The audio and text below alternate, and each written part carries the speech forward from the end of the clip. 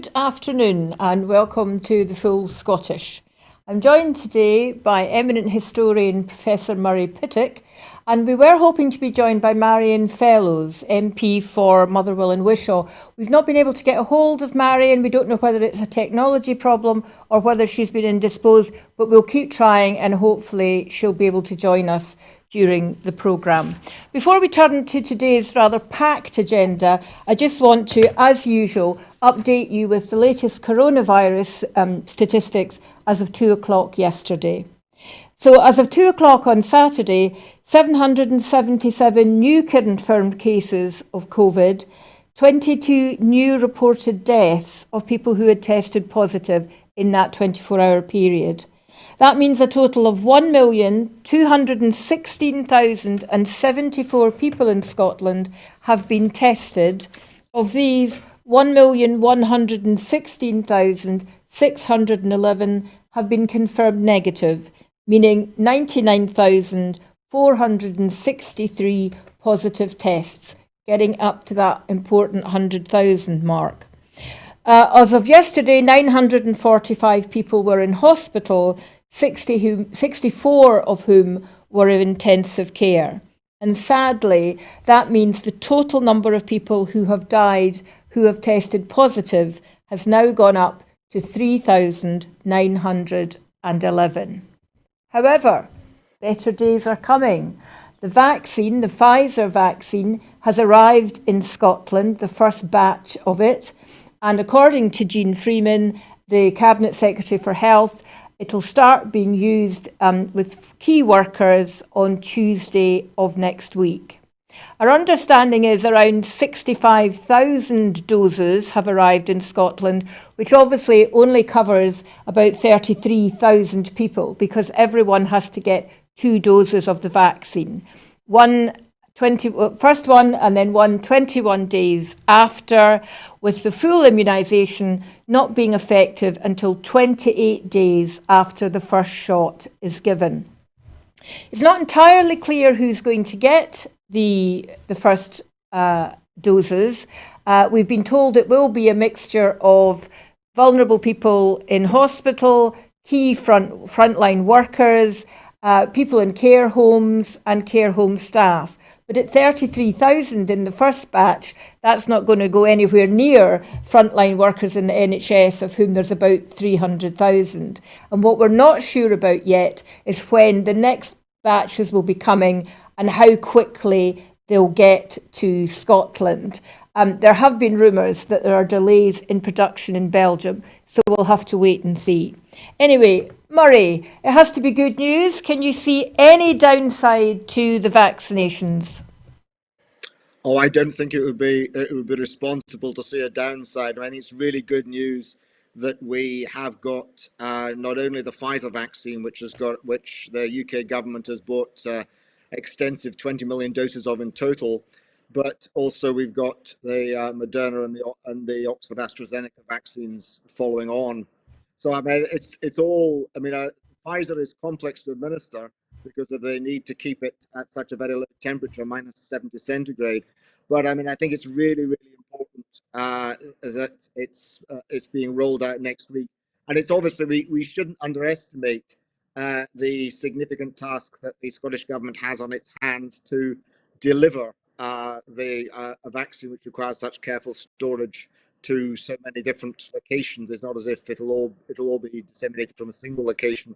So it's a complex and demanding piece of work to roll out the vaccine, but it's very, very good news that the vaccine is here and that within less than a month, the people who receive it next week will have gained immunity from COVID-19 as a consequence of the vaccine and its 95% success rate.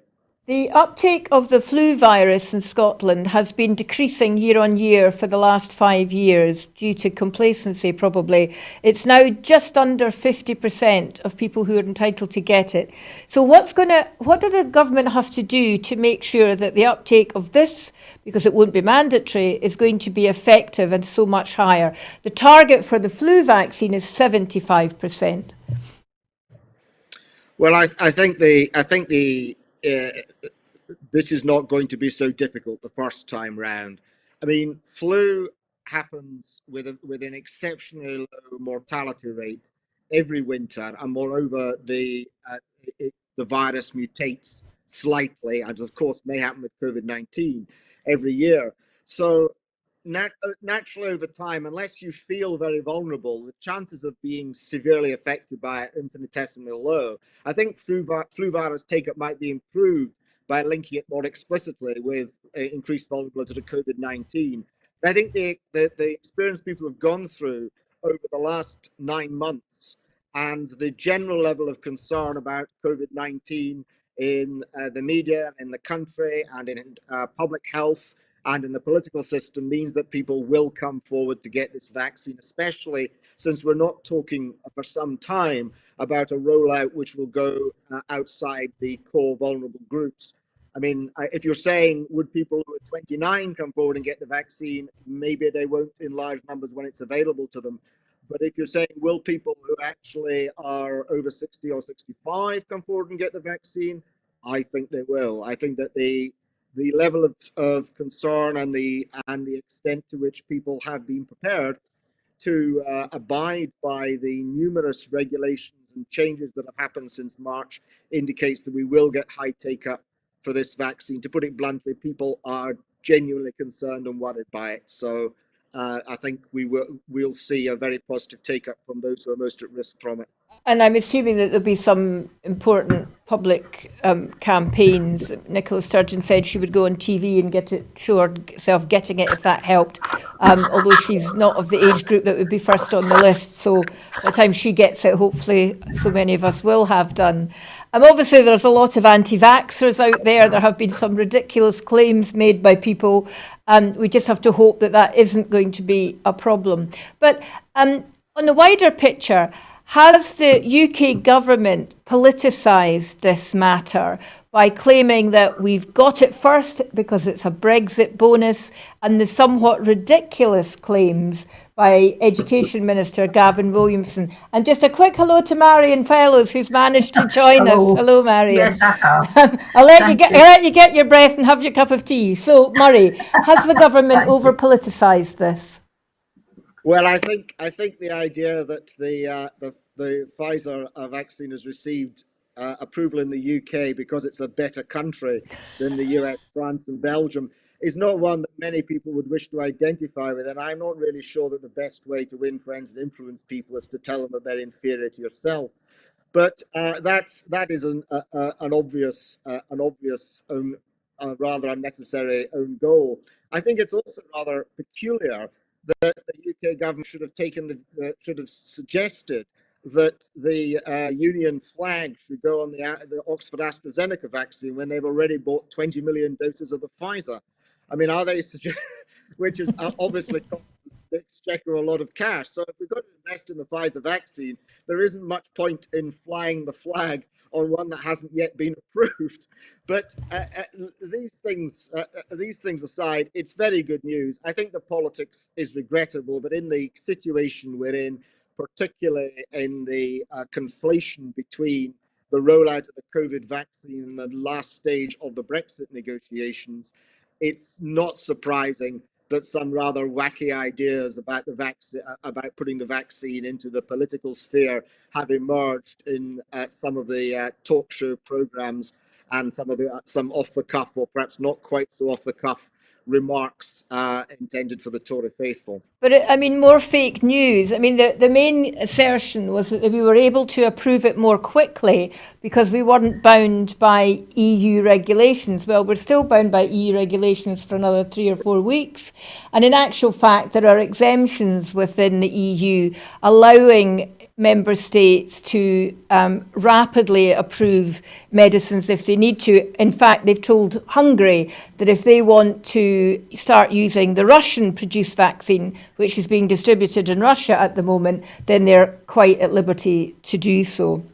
On the other side, of course, so we've got vaccinations coming, we're still ramping up testing. And asymptomatic, that's not the word I mean, asymptomatic testing is coming to Scotland. At the moment, students are being tested in order to allow them to be able to go home. But the sort of testing for people who haven't yet shown symptoms that have happened in Liverpool and Manchester is happening in hotspots in Scotland.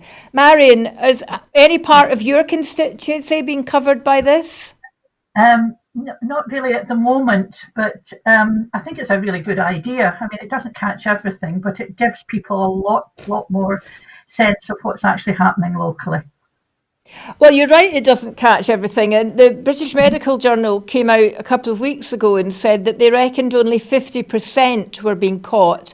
But more worrying, only 2/3 of people who were most infectious with the highest viral load were being caught.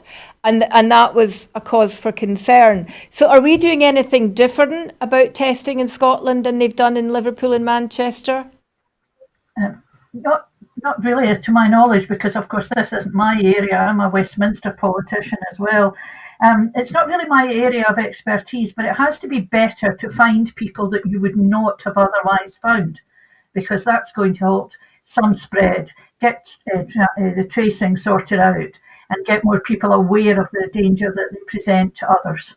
Yeah, my understanding is I think the students are getting 2 tests, but I don't know if that's the same for people in the community. Have either of you had a test for any reason?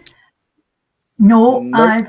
I have. It's pretty unpleasant. That's because I was in hospital, not because I was I had it or thought that I had it. But yes, I agree. More testing, the better. And it was interesting that Jason Leach took the decision not to make it blanket across cities, but to pick individual hotspot areas. And we wait to see if any more of these are included.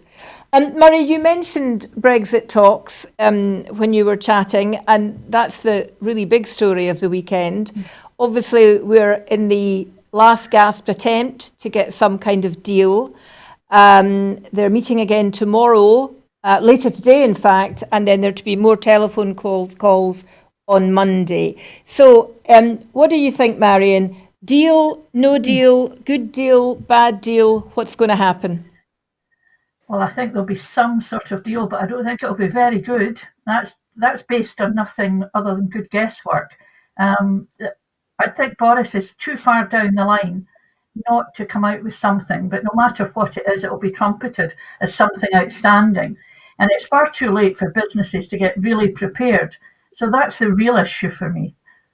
But rumours are that the Cabinet have just accepted there will be no deal. So, I mean, the sticking points are fishing again and regulation. Level. And given that fishing, and this is no disrespect to anyone whose livelihood relies on fishing, but given that fishing is such a small part of the economy, both here in the UK and in Europe, half European countries are landlocked, why is fishing the red line, do you think, Murray?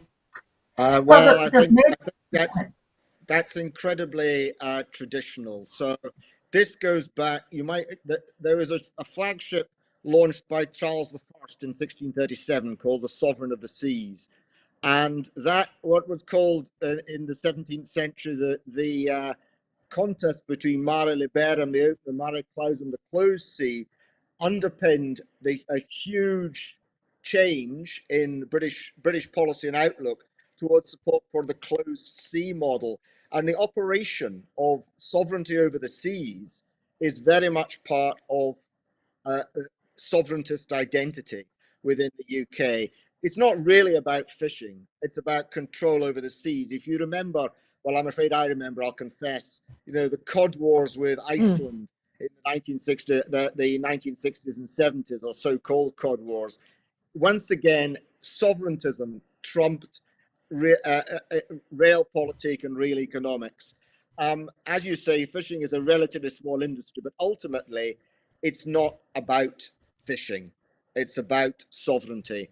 And that's one of the reasons it's going to be very difficult to give ground on, because although I agree with Maarion that I still expect some sliver of a deal to come through and for it to be loudly trumpeted by the Prime Minister, I also expect whatever comes through will be completely unacceptable to the ERG and to the kind of non-conservative or lent to conservative votes that Nigel Farage represents. So the true Brexit sovereigntists will not like it, whatever it is. In that sense, the Prime Minister can't win. And getting the cabinet to line up behind no deal and making big sovereigntist noises this week is an attempt, I think, to limit the damage when the deal is finally announced. And as Maarion says, it won't be much of a deal, whatever is said about it. Maarion, do you think the Scottish fishing industry will be sold out again? Well, I think you've got two Scottish fishing industries. You've got the East Coasters and the folk on the West Coast. And although the folk in the East, the big fishing families, the big trawlers, are making noises about deals, I think they'll lose some ground. But it's the West Coast shellfish fishermen are really going to suffer, because even if a deal is done, they'll be sitting in Kent. They could be sitting in Kent for days trying to get their fish abroad. And if there is no deal, of course, it'll be priced out of the European market. Yeah, and effectively all of our seafood catch is exported. There's such a small percentage kept. Yeah. I'm just wondering, however, though, if this whole issue of competition rules is also the real sticking point from a European point of view. Europe cannot be happy with the idea that on their doorstep they could have a deregulated, more heavily state subsidised economy that is going to make competition harder for the remaining member states. So do you think that's going to be the real sticking point for Europe, despite Macron sabre rattling and saying he'll veto anything that doesn't allow French fishermen into the Channel? Murray. Well, it's clearly a point of very significant anxiety, because the EU don't want subsidised UK produce dumped on them under a trade agreement, and that's what effectively dumping is in a market. It's been unnaturally subsidised in terms of its production and sale costs. So they are very concerned about that. I think one of the things about the UK position, which I really still don't understand, and cleverer heads than I must look to explain it to me, is that while Brexit could only possibly function is to any economic benefit whatever on a Singapore on Thames model, there's absolutely no appetite for such a model in the UK as a whole. So you mentioned state subsidy and deregulation. Those are very, very uneasy bedfellows. And I think the real problem is that the UK position is, even within the UK, incoherent about what actually the ambitions are for UK industry and UK exports to the EU. It almost looks as if, and this would also, I think, concern the EU, as if intervention, subsidy, state support would happen in a kind of captious way, which doesn't seem to actually add up to a consistent policy, and they're concerned about that too. As of course they're probably going to be concerned about. We've just got the sun there, I think. You've got a halo again, Murray. Yeah, well, I really hope it's deserved. So they're also going to be concerned about the way in which the UK government will procure goods and services, because there's already clear indication that they will use it as a covert way of subsidising small and medium enterprises in the UK. I mean, they're worried, but part of the worry is the lack of consistency, the lack of ability to be facing a consistent policy. It's just not clear what the UK will do, and that's been the case from the beginning. I don't think that's part of some artful policy, but it's actually part of the incoherence of Brexit, that actually you want to be Singapore on Thames, but actually you're a Western European state and you'll continue to behave like one. The question is, of course, within the EU itself, how many covert state subsidies actually exist, which are technically speaking in breach of the guidelines, and yet are tolerated. There are many aspects of the EU. I'm glad you've raised that, because that brings us quite nicely to the next topic that I want to discuss with you, and that was the announcement this week that BiFab is going to be put into administration. So just for viewers who are maybe not completely familiar, BiFab is the company based in Burnt Island, Methil and Lewis, which has been at the forefront of making wind turbine jackets and has been supported financially by the Scottish Government since 2017 to the tune of £50 million. It was bought over by an Canadian company quite recently, and the Scottish Government are one of the minority shareholders.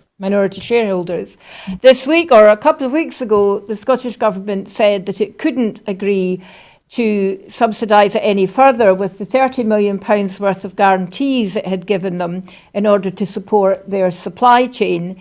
And they and the British government have been quoting European regulations as the reason, something called state aid, in which there are very strict rules about how much a country can support its own industry that doesn't make it more difficult for other member states to compete. So both the UK and the Scottish Government have said it's Europe's fault, we can't give this money. And as a result, it means they've had to pull out of a major £2 billion deal, which could have created 450 to 500 jobs in an industry which the Scottish Government is saying is crucial to the green economy, the green revolution, and our renewable strategy. So my first question is, why does it matter when we're leaving the EU in about 4 weeks and we might not have a trade deal? Murray? Well, it matters because, first and foremost, it matters to the hundreds of workers who will be made redundant, and also it matters to, or should matter to, all the taxpayers who supported what was effectively a last resort Scottish Government bailout in 2018. No, I meant why does the state aid excuse? Why didn't they just wait until we'd left the EU and then it wouldn't have been an issue? Well, I think that's, I take your point, but I think there's something to be marked in terms of this, which is the human dimension and cost. The issue over state aid is, of course, and I understand the UK government have also taken this view, an issue partly to do with the fact that really there's a disinclination to put more money into BiFab, given the fact that its current owners have not managed to incorporate this minority stake taken by the Scottish Government into a sustainable and ongoing business. But also, of course, it comes at the worst possible time, in the sense that if there is a breach of EU state aid rules in the last week or so of Brexit negotiations, in which state aid rules and a level playing field, which will not separate the UK from the EU, are very sensitive to the EU negotiating position, but a public violation of those rules, or a code violation which will become public, is actually really bad from the point of view of the Brexit negotiations. So in a sense, there's really bad timing on this, as well as the human cost and the natural reluctance from the side of government to put yet more money into an organisation which hasn't been managed in a way to deliver value for the taxpayer. Maarion, does this give a bit of a policy dilemma, though, for the SNP? I can understand why the British government will be quite happy to say it's all Europe's fault. You see, that's why we need to be out of Europe. If it was up to us, we'd hand over the money. But it must be very difficult for the SNP to have to say, because of Europe, we can't support this company and we have possibly damaged for some time our renewables strategy, when so much support for independence and the SNP has come about purely because they are seen as pro-European, and we've argued that we're being taken out of Europe against our will. So how are they going to square that? I mean, I think there's somewhat of a myth. I'm far more familiar with the steel industry and the difficulties they have, things like electricity costs, which are made by the UK government. And that's why steel in this country, UK-wide, can't compete with Europe. And this is somewhat similar. The Scottish Government has not, as everyone realises, not got full control over everything it can do for industry. So it can help, it can step in and help with loans. And I think the real thought was that the company would actually invest more, and weren't actually able to do that either. And because of the lead time to some of these big negotiations for contracts, this is why a lot of what has happened has in fact happened. I mean, state aid is something that will really have to be ironed out. It doesn't seem to matter quite so much, as I've noticed over the years, for European countries seem to do stuff that helps their industries. For example, France and Germany do help their indigenous industries like steel making. And therefore, we need to learn, when we go back into Europe as an independent country, how to actually use the system. It's true.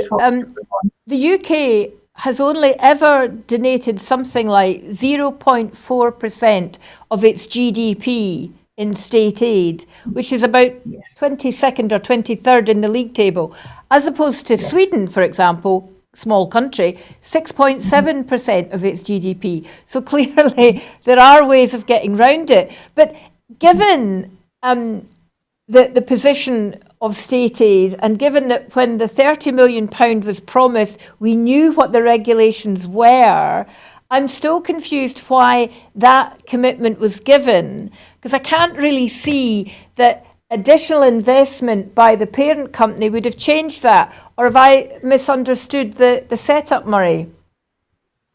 Well, I can't say if you have or not, because Maggie, because I don't know the exact details of the initial agreement, but it's quite clear that there was an expectation on the company to deliver, and the company's expectation was that the government would deliver further. So somewhere along the line, there has been significant miscommunication. I think one of the lessons of this, if I were to think about state aid within the EU, I would say that actually, if you think about to go back, a lot of the state aid that was used to support the UK card industry over many years, that didn't actually end well at all. Whereas the state aid used to support Renault in France has worked out very well in terms of Renault becoming a major global brand and the Renault-Nissan partnership and so on, despite recent issues there. So I think one of the things that's key in this, I wasn't going off the point actually, is that if you are going to use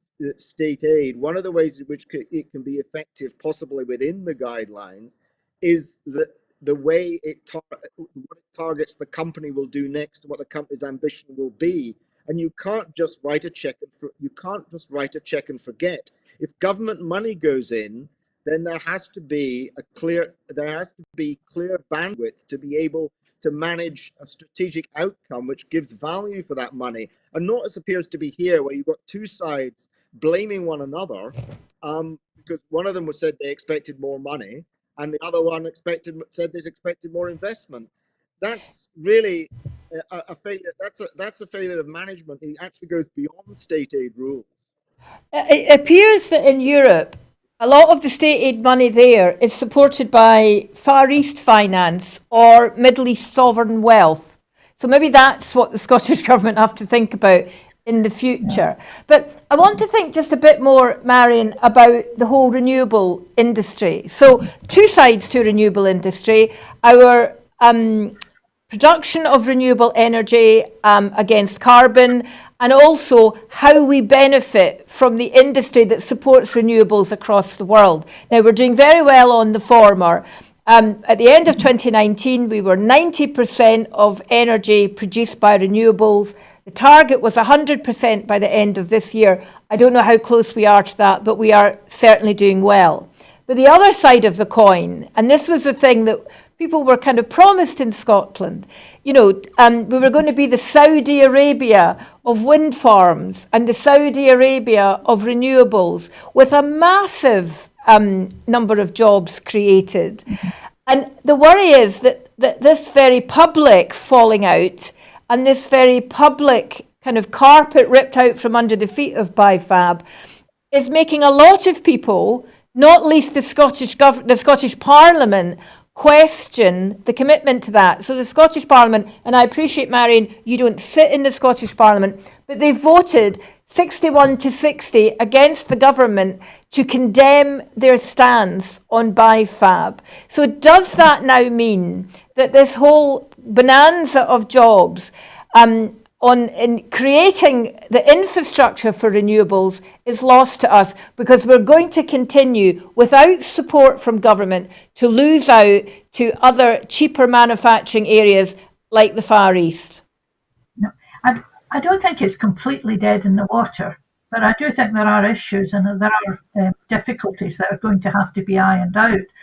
And again, it's part of the trying to do the full job of a government and helping industry without having the levers to do so. Now, I don't want to keep banging that drum, but so much of what the UK government has control of, such as energy and their industrial strategy, which just seems to lurch. The country, the UK as a whole, has been service-led, and there is a great big hole where there should be an industrial strategy, which feeds it also in at the moment, because we're part of the UK, into what the Scottish government can do and what the Scottish government would actually get barrack consequentials on spend in England. So that whole issue has to be sorted out. And no one yet has managed to really, although they have the B's, business energy and the industrial strategy department, there isn't really an industrial strategy in England and in London that leads us forward for the UK. And it kind of hamstrings what the Scottish government is actually able to do.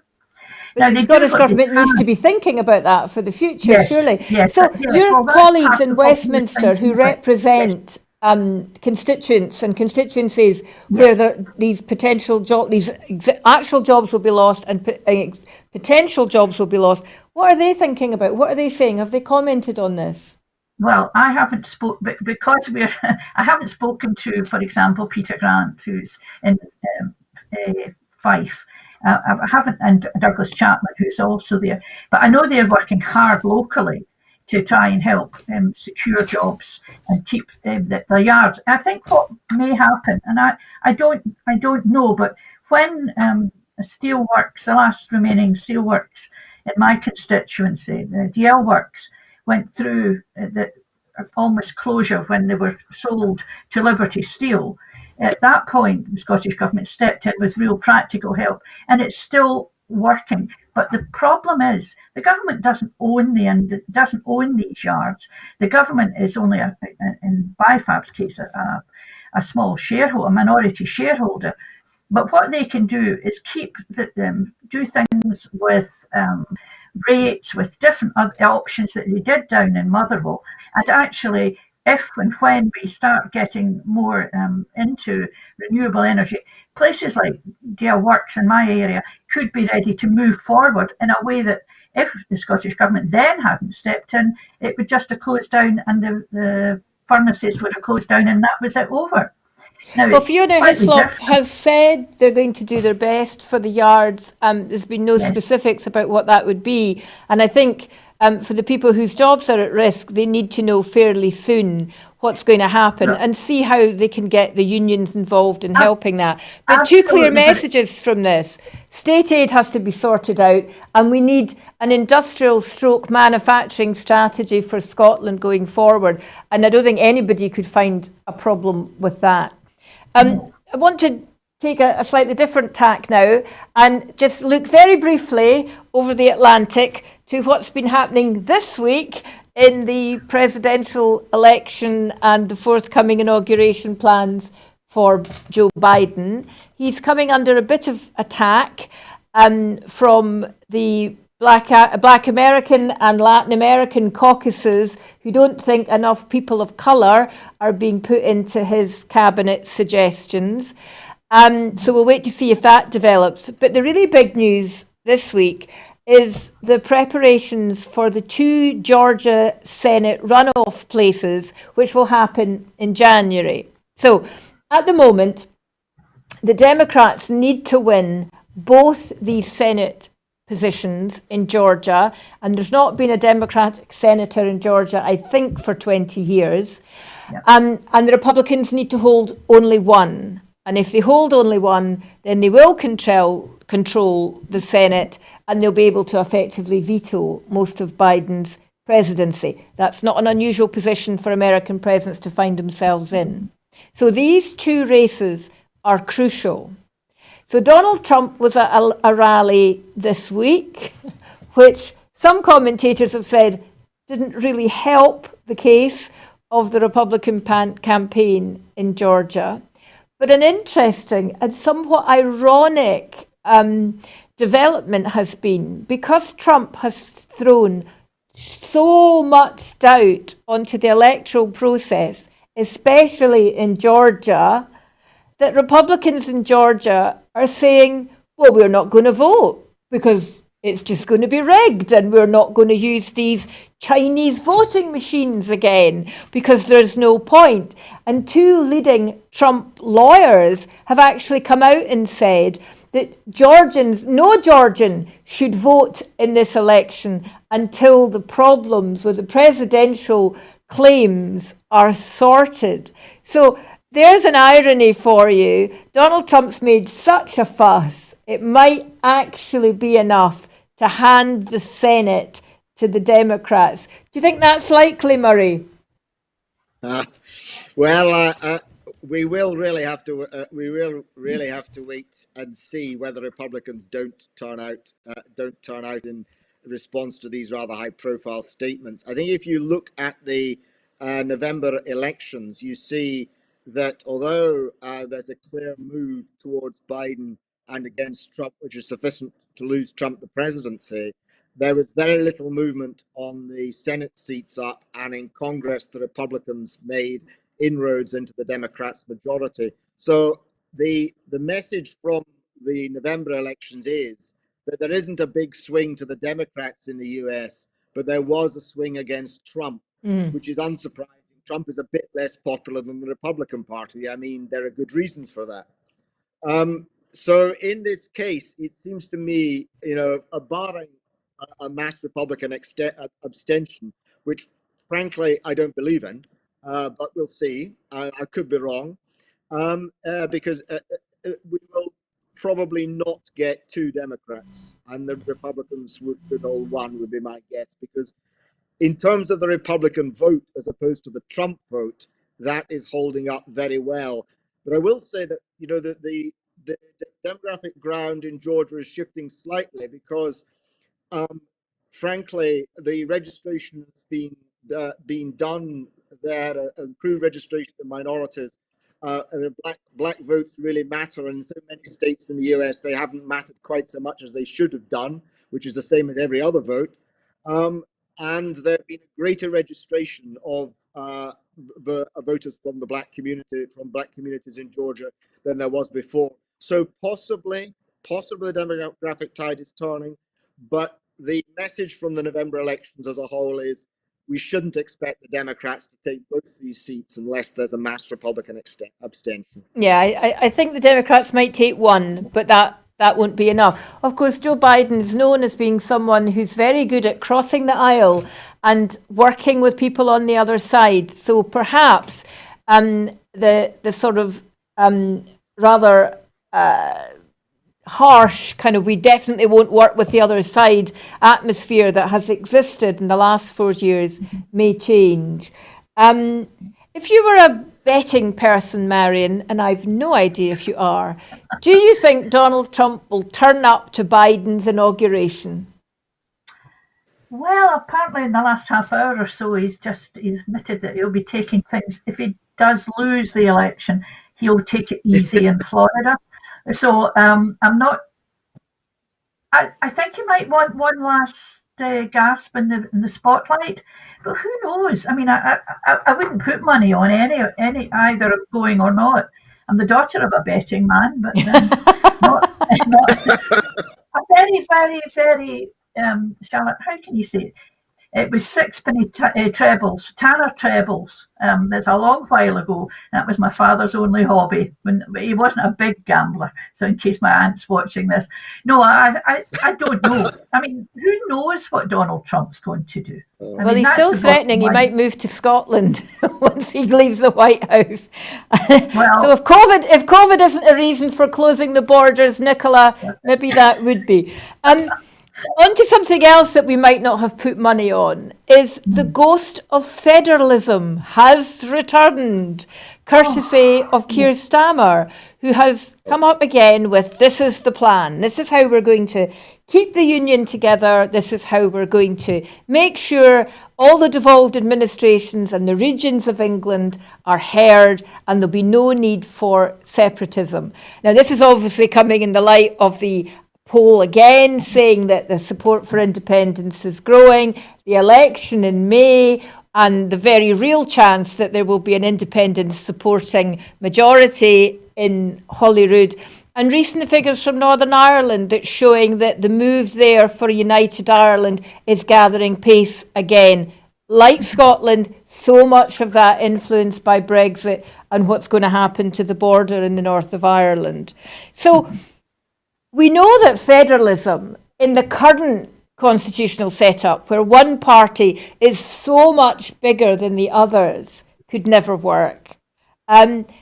What do you think the chances are of the Labour Party ever being in a position to push this through in the UK, and the chances of English MPs supporting wider devolution for the regions? Is it something that people talk about in the tea rooms in Westminster, Maarion? Not really. I mean, although I haven't been down in the tea room, it's not really something that the majority of long-serving Tory MPs think about. I mean, whether the red wall Tories will make a difference is still to be seen. And, you know, they've got their Northern research group, which they're really trying to get what a form of devolution actually on the ground and working. But I think there's so much going on in the hinterland of all this with Brexit, with COVID. I don't actually see it taking off anytime soon. I think it's probably desperation, and because of the realisation, the polls, and that this is real. I mean, Jacob Rees-Mogg may stand and say what he likes to business questions every Thursday and say the most outrageous things that actually aren't true. But I don't think federalism is actually going to take off. And for it to take off, both major parties in London would have to agree. And Maarion, am I right in thinking it was in John Prescott's time that the idea of English devolution was first mooted? Wasn't there a vote on that? It's got it goes back further than that, but the only actual referendum was in the northeast of that about 2005, I think. Mm-hmm. So which obviously didn't pass. I mean, part of the problem in England is that whereas some of the city mayors, Andy Burnham in Manchester in particular, when there's a high quality politician, a city mayor's job, it's very clear that a devolved agenda can start to develop as far as it's permitted by Westminster. But the regions, so-called, of England don't actually represent, in many cases, much regional identity. You know, Cheshire doesn't like being classified in the northwest. Yorkshire is an entity in itself. Nobody's going to go to the barricades for the East Midlands. You know, the thing is, the way in which the women of Derby are not going to demonstrate their solidarity, you know, with those of Lincoln. No dustbin lids on the pavements of Derby. Is that what you're saying? The way these were set up has got nothing to do with English regional identities, or very tangentially to do with English regional identities.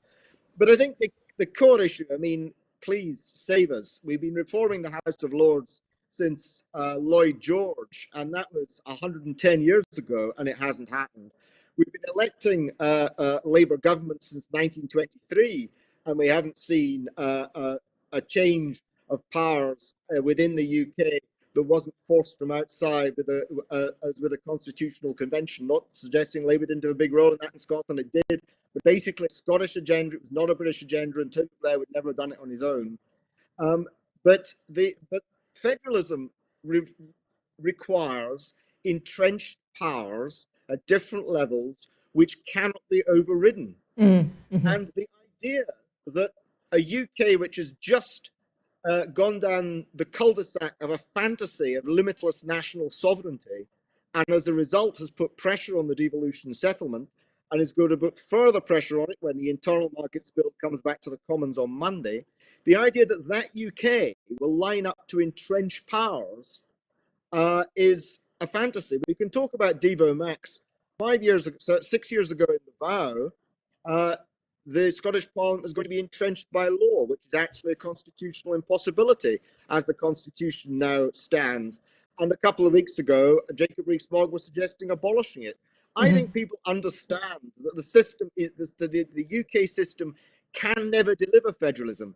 But moreover, what point is there in delivering federalism in the context of Brexit? Exactly. Because really, you become a load of increasingly bald men, if I may, a bit sexist in a way which is negative towards the use of the male. A load of bald men arguing over a comb, and really, it feels as if the Labour Party feel they can't ignore what's happening in Scotland and the north of Ireland, No. and they have to say something, and they just can't bring themselves to say, do you know what, it's the right thing. I mean, one thing I have never understood, and I've never had a Labour MP or MSP give me an answer that made any sense. Why wouldn't you support independence in Scotland, where you might end up being in power for a long time in a way that will never happen in the UK? And I've never had an answer to that. So, has anybody ever said anything to you, Maarion, that gives some explanation? I think they're wedded to history. I don't think even yet it has actually sunk in that Labour is really out of the game in Scotland. I don't believe there's a single Labour politician, Scottish politician, thinks that this isn't just an aberration, that it will all come round again. Mm-hmm. And your argument to them and why they don't see that they'd probably be better to support independence and then perhaps, revive the Labour Party or Labour ideology. I don't get it. They just don't seem to be able to look and see and actually understand what happened, because Scotland left them. Scotland just said, no, you've done this for too long. You've really made a mess of it. We're not interested anymore. If ever a party was on the wrong side of history, the Labour Party in Scotland is it. I want to close with a quick discussion about Mike Russell's interview in The National today, where he has kind of implied for the first time, or stated really, that there is now discussions at ministerial level in Scotland about how we would deal with an independence referendum if London continued to say no to a Section 30. He hasn't given any details. He said, we won't just have a plan B, we'll have a plan A to Z. Is there actually anything going on in the background, or is this just a bit of a sop to the clear divisions that are happening now in the SNP about this and the wider independence movement? What do you think, Murray? Well, I think there are things going on in the background, but obviously there isn't wide consultation for the reason that Michael Russell sets out, which is that it shows your hand. And if you show your hand, your opponents will find a way of countering it.